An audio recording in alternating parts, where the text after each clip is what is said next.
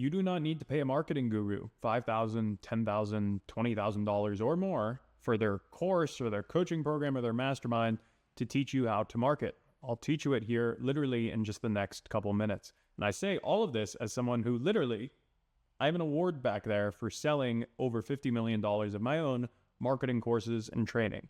So I know a little thing about how this whole game works, about the things that these gurus are selling you. And literally, from having been in them myself, from having invested in a lot of them, a few of them were good, most of them were just crap. Pretty much every single one of them teaches you the exact same thing that I'm going to teach you here. And it's the simple fact that marketing is literally, I don't want to use that color. Marketing is literally just figuring out who has paid you money so far and how do we find the commonalities among them so that we can find more of those people. This is literally all marketing is. Anytime you're paying a marketer and they tell you that they're testing something or they're trying something new, literally, it is just a matter of throwing a bunch of shit, pardon my French, against the wall and seeing what sticks.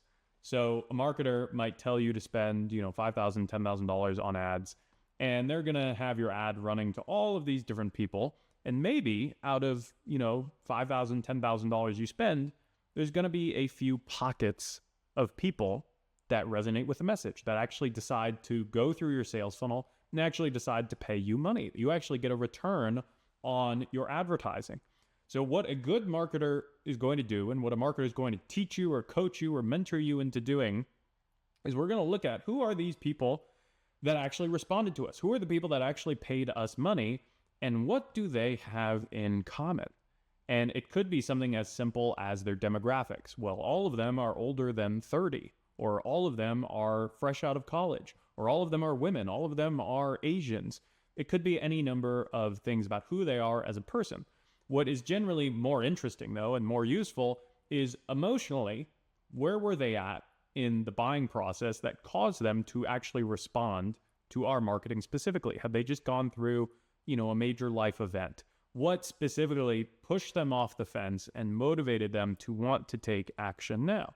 And what a good marketer should do is they're going to take all of the emotional ammo that they are finding from the people who are already paying you money, and they're literally just going to put that into new marketing. So if you find that 100% of your customers have recently gone through a divorce, guess what the hook of the ad that I'm going to write for you is? If you are someone who has recently just gone through the divorce, that's it. And that's why, I do think it is a little unethical for certain marketers to be charging $5,000, $10,000, $20,000 for their coaching or their mentorships or their mastermind, because that is quite literally all they are doing. They're literally just telling you, look at the people who pay you money and figure out what is the common denominator among them. Psychographically, demographically, anything about them that is similar. And then how do we get rid of everyone who is not that person in our marketing and in our messaging? And you might say to me, well, Lucas, I'm early on in business, or my business is slow. I don't even have that many people who are paying me money. What am I supposed to do?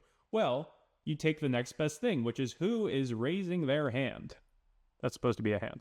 Who is expressing interest in wanting to pay you money? Who are the people who are responding to you the most positively when you do market something, when you do send an email, when you do publish an ad on social media? Who are the people who are the most enthusiastic about it? Who are the people that you at least have conversations with, that you have sales opportunities with? You do the exact same thing. You just find the commonalities. And if you do that enough times, if you run this as a cycle where you put out some form of marketing, you see who responds to it, you see who gives you money, you take all of the patterns, all of the commonalities of those people, and you use that to create new marketing material to ideally only call out to those people. Eventually, after a few times, you're going to have something that should be very, very profitable, where you can have this magic money machine that the gurus have promised you, where you put $1 in and you get $5, $10 out. So then you can spend $1,000, $2,000, $10,000 and make hundreds of thousands of dollars, theoretically. So this is quite literally all it is. Now, this is not to say that all marketing knowledge and expertise and mentorship is useless, because as you can imagine, there is a certain element of finesse, of finding patterns, of finding commonalities. And what I can tell you, the coaches and the mentors that I've had who have truly taught me a lot, and have actually been beneficial in my journey, they have taught me really interesting ways of thinking about and finding patterns among my client base. The two examples I just gave you about demographics and psychographics, probably a 5-year-old could do that. If you just asked like a preschool, not a preschooler, but like someone who's in grade school, hey, I want you to find the patterns here, they would probably be able to figure that stuff out. But the best mentors that I've ever had taught me better ways of thinking. They taught me better ways of questioning what are the commonalities between the people who pay us money. And the first, I kind of already told you, which is what is the emotional state when they decide to make this purchasing decision. The emotional state or the life situation that someone is in. Because there's a lot of people out there who could maybe stand to lose weight. There's a lot of obese people on this planet, but there is a certain point of time where every person who decides who goes from just wanting to lose weight to then actually getting on a workout plan, hiring a personal trainer, getting on Ozempic, whatever it might happen to be, there is something happening in their life that is causing that to trigger. So if we can figure out what that is, well, guess what? It's going to be pretty easy for us to scoop up all of those potential customers by solely calling out to the emotional state or the life situation that someone is in. Another really easy one is what they have tried before. What are the alternatives to fix this pain point, achieve this desired outcome before they arrived at yours? So again, using the personal training example, a personal trainer might find that literally every single one of their clients used to do CrossFit for whatever reason. And the goal of this is not to figure out the underlying reasons why these commonalities are happening. We just want to find the commonalities. So it would be really interesting if a personal trainer had 80, 90, 100% of their client base were former CrossFitters.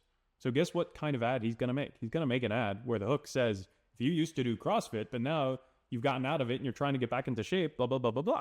So in any single market where you're helping someone solve something painful, you're helping them achieve something desirable, which you could argue is almost every single business on earth in some way, we want to think about what have they tried before?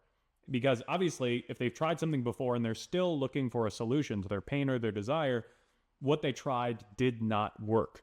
And that can be very informative, not only for obviously adjusting our marketing, adjusting the hook that we're using, to call out to people, but it helps us understand the emotional mental state that they are in. It helps us figure out what are the beliefs that they have that maybe are holding them back, that would cause them to hesitate from making another purchase. If someone has tried to lose weight on 10 different diets and yours is going to be number 11, they're probably coming in with a lot of baggage. They're probably coming in with a lot of sales resistance because they are coming in with 10 failures under their belt. They're not going to be super excited about trying the 11th. So this is a really, really important thing that, again, a good marketer or a good mentor is going to encourage you as a business owner to think about. And finally, the last one that I'll leave you with, because I don't want this to be a super long video. I can honestly do a whole video just on these sorts of questions and things that you should ask yourself if you're a business owner. But the very last one, which I'll put down here in a very roundabout way, is what percentage of someone's wallet. So if we imagine that someone every month they spend a certain amount of money, represented here by this very crappy pie chart. What percentage out of all of the money that they're spending on their bills, their utilities, their entertainment, their food, etc., what percentage is going towards or has gone towards recently solving this problem or trying in some way to achieve the desired outcome? Because this helps us think about what is the opportunity cost of someone not having this problem solved. For example, let's use a lawyer. A lawyer, stereotypically, is someone that wants to keep their clients in lawsuits because that's how they make money. If a client of theirs is not in a lawsuit, the lawyer has nothing to do. They can't rack up billable hours. So a business could capitalize on this, could capitalize on people's frustrations with lawyers, and they could come in and say, hey, if you're a business owner who has found yourself in some sort of lawsuit, we have a way of wrapping these lawsuits up. So you're not just continuing to, rack up billable hours, but we actually help you settle them, resolve them in an amicable way. The way that they would ultimately likely market this sort of new product or new service is they would go to business owners that are currently in lawsuits and they would help them understand what percentage of all of the money that you are spending in your business is going towards this lawsuit, where the obvious one would be the billable hours, the literal money that is leaving their bank account going towards lawyers, firms, and fees, and so on. But you also have to factor in the cost to their staff, where if their employees are having to take time out of their day to provide these lawyers with documentation and material, well, that's a cost. Because if you pay an employee, let's say $100,000 a year, and they're spending 10% of their time assisting with this lawsuit, well, that's an extra $10,000 that is effectively going towards this problem. So if I was creating this hypothetical business, or I was helping market this hypothetical business, this would probably be, again, one of the most simple and straightforward pieces of marketing ammunition I could have, is literally just helping my potential clients understand what is the opportunity cost, what is the share of the pie chart of all of the money that is going towards the problem that we are helping you solve. What are the ways that we are helping you make that more efficient? So if this business is spending theoretically $100,000 per year on these lawsuits with lawyers' fees and their staff's times, etc., if we come in with a solution that's $20,000 one time, well, that's a pretty amazing outcome. That obviously is a lot more economical, and it'd be difficult for me as a business owner to say no. And it doesn't only have to be financial. You can also do this with time, because every single person on earth wishes they had more time. They don't feel like they have enough hours in the day to get all the things that they want to do and to do the things that they actually enjoy.